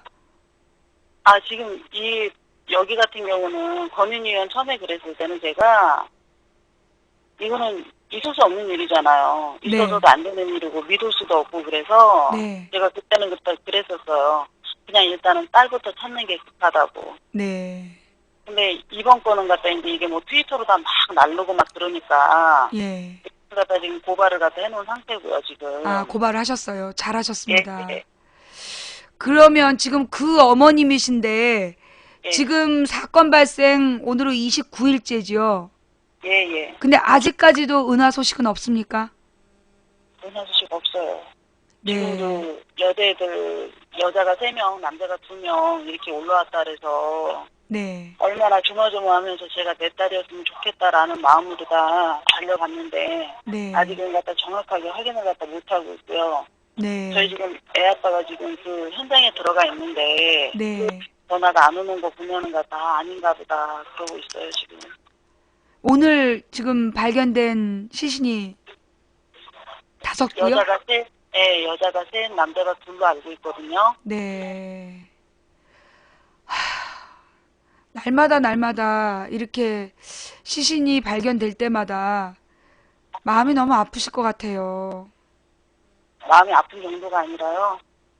막 이 심장이 타들어가는 것 같아요. 심장이 타들어가갖고 재앙도 이런 재앙이 없는 것 같아요. 정말 사람이 살면서 제일 큰 재앙을 받고 있는 것 같아요. 저는. 어떻게 이런 일이 생겨 어이가 없기도 하고 그러게요. 그렇다 그러고 제가 오늘도 가만히 아침에 누워서 아침도 못 먹고 누워있으면 생각한 게 이거는 갖다 정말 우리가 정말 가장 큰 피해자지만 가장 약자구나. 자식은 갖다 물속에다 있으면서 어떤 말 한마디도 못하고 꺼내달라고 애걸복걸하고 있는 우리의 모습이요. 또 혹시나 또 이게 또 안 꺼내주면 어떡하지 그런 두려움. 우리 딸이 그 배에 없으면 어떡하지라는 그런 공포. 너무 무섭고 아파요. 그게 지금 이제 29일째가 된 거죠? 그렇죠. 29일째가 된 거죠. 지금 그 선동꾼으로 몰려서 학부모도 아닌데 선동꾼으로 이게 뭐 그 유가족들을 들쑤시고 다니는 선동꾼이라는 누명을 한 번 쓰셨는데 지금 또 인터넷에 그렇게 누명을 쓰고 계시고 그러면서 아직 딸아이는 돌아오지 않고 있고 그런 상황인 거군요. 그렇죠. 은화는 형제가 어떻게 됩니까? 위에 오빠가 하나 있어요. 오빠가. 예. 오빠는 몇 살이지요? 지금 20살인데, 저도 지금 대학교를 다니는데, 네. 누나 사고 나고 나가지고, 그때는 이제 전원구조 이랬었잖아요. 그렇죠. 전원구조 그래서, 가서 은하 놀랬으니까 데리고 올게, 이렇게 통화를 했어요, 제가. 큰애랑 통화를 하면서, 은하 놀랬으니까는 엄마 진주 내려가갖고서는 은하 데리고 올게, 이러고서는 갔다 왔는데, 없는 거예요, 생존자에. 이거를 어떡하지? 그랬더니 그 다음날 애가 짐을 다 싸갖고 왔더라고요. 짐을 다 싸가지고 와가지고서는 지금 큰애도 대학교도 못 가고 아빠도 직장도 못 나가고 그냥 온 가족이 여기에 그냥 매달리고 있는 거예요. 그러니까 막내 따님이신 거네요? 네, 그렇죠. 막내 딸이에요. 은하하고 오빠하고는 사이가 좋았나요? 저희 큰애가 좀 어렸을 때 많이 아팠어요. 네. 많이 아파가지고서는 제가 큰애를 많이 보는 편이어서 누나한테는 약간 아빠가 좀 많이 봤던 것 같아요. 2살 터울이밖에 안 되니까. 네. 그리고 오빠가 그냥 아픈 것도 아니었고서는 어렸을 때 심장병 수술을 해서 일반 병원에서는 이렇게 그 처치가 좀 안 됐었어요. 네. 근데 이제 그게 이제 자라면서 오빠랑 누나랑 사이가 엄청 좋아졌어요. 그리고 위에지도 오빠가 그렇게 아파서 엄마가 많이 힘들었겠구나. 오빠가 아파가고 안타깝구나 그런 거를 알아갖고 서로 위에면서 그게 더 돈독해졌던 것 같아요. 그래서 요번에도 내려와서 큰애가 뭐라고 얘기를 하냐면 빵을 갖다가 저녁 때 먹으려고 갖고 와서 엄마 이거 은하가 좋아하던 빵인데 내 동생은 물속에 있는데 내가 이거를 먹으면 은하가 나 미워할래나? 그러고 애가 있더라고요. 아이고 오빠가 참 착하네요. 되게 착해요 저희 아들. 그래. 아유 그 2살 터울이라 어려서 같이 자랐을 텐데 또 그렇게 각별한 일도 있었고 추억이 참 많을 것 같아요. 되게 많죠. 그냥 남의 형제보다는 되게 친하게 서로 위에면서 오빠가 동생한테 참 양보를 많이 하는 편이었어요. 그랬구나. 그리고 저는 또 동생도 또 오빠를 좀 잘 따르는 편이었었고. 그래서 지금은 좀 안타까운 게 오빠한테 누나가 있었으면 좋았을 것. 누나도 나는 은하만 그냥 살아있으면 지금은 딴 거 필요 없을 것 같아. 그러게요. 차라리 은하가 좀 노는 여학생이라 수학여행 안 가고 어디 다른 친구들이랑 딴 데로 놀러 갔었으면 더 좋았을 텐데. 안 그래요. 저희 딸은 갖다 어디 가면은 갖다 엄마한테 어디 간다고서는 문자하고요. 어디 가 있으면은 갖다 어디 가 있다고서는 전화하고요. 학교 가면서도 엄마 오늘 어떻게 지내세요? 그래가지고서는 갖다 하트 뿅뿅해서 날려주고요. 끝나자마자 엄마 나 버스 타고 이제 집에 가요. 그러고서는 갖다 전화까지 다 해줬던 딸이에요. 역시 너무 모범생이라 가만히 있으려니까 가만히 있었나 봐요. 그죠? 제가 아침에도 9시 12분에 딸이랑 통화를 했는데 어머. 엄마 배가 45도 기울었어. 왜? 그랬더니 엄마 내가 방금 전에 8시 55분에 했을 때 배가 약간 이상하다 그랬잖아. 야 파도 치는 거 아니었어? 내가 그랬더니 하는 말이 아니었대요. 근데 선생님이 나가지 말고 니네들이 움직이면 위험하니까 방송도 그렇게 했고 또 네. 그래서 엄마 우리 있으면 구조될 거야. 그래서 저도 또 그럼 선생님 말씀 잘 듣고 구조될 거야 은하. 그렇게 배가 큰데 그냥 나가라 한마디만 했으면 될 것 같고 엄마가 너무 바보 같아서 그 말 한마디만 했으면 내 딸 살았을 텐데 그냥 물속에서 그렇게 오래 없을 텐데. 아이고.